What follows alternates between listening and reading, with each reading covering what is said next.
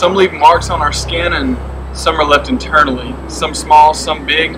Some bring a smile to your face just thinking about it, and some force tears instantly. But in the suitcase of your past, they all hold memories. These marks are called scars, and each one of them has its own little car. If you take a trip down memory lane, you can remember exact details of what happened, and you can describe the amount of pain. You can remember how the situation came to be and when pain tolerance reached its peak. But what I've recently began to wonder is, what if scars could speak? Now, some are accidents and could be fairly harmless. For example, let's talk about the one on my nose for a minute. I'm sure the guy that caused it would say that it was an accident, but if this scar could speak, I think he'd call that guy an idiot.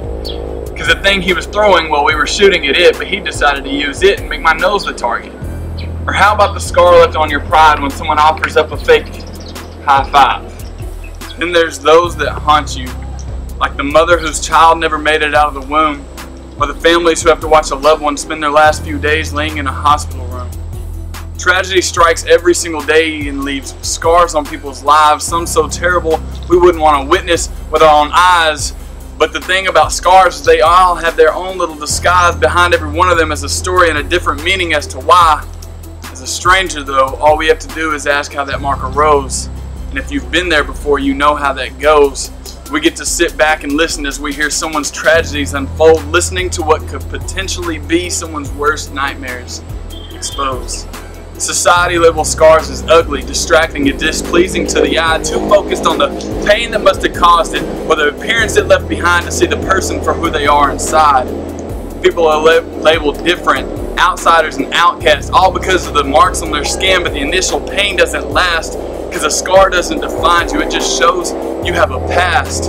AIDS, cancer, depression, cleft lips, or a face marked full, it doesn't matter because I've never seen a smiling face that wasn't beautiful.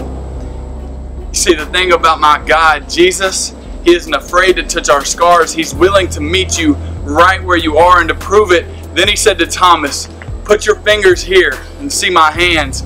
Put your hand out and place it in my side." Jesus had His own marks. Only difference is He's not trying to hide.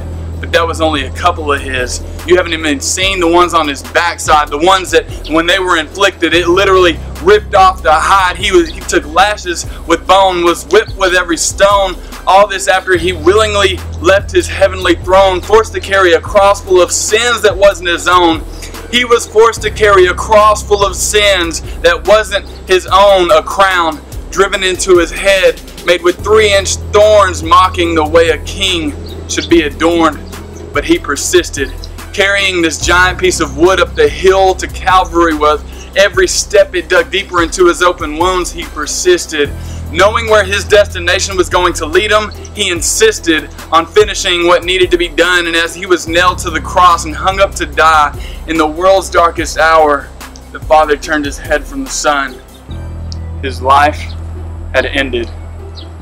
He was just another body marked up, beaten so badly He was unrecognizable, carried and buried in an empty tomb, until 3 days later He did the unthinkable. He arose. I say it again, He arose and walked out of the cave, scarred body and all, just to tell you to be brave. Jesus knew His scars would lead to freedom for our lives, so His are open for revealing. So if your scars still remind you of pain, I'd like to introduce you to Christ's way of healing.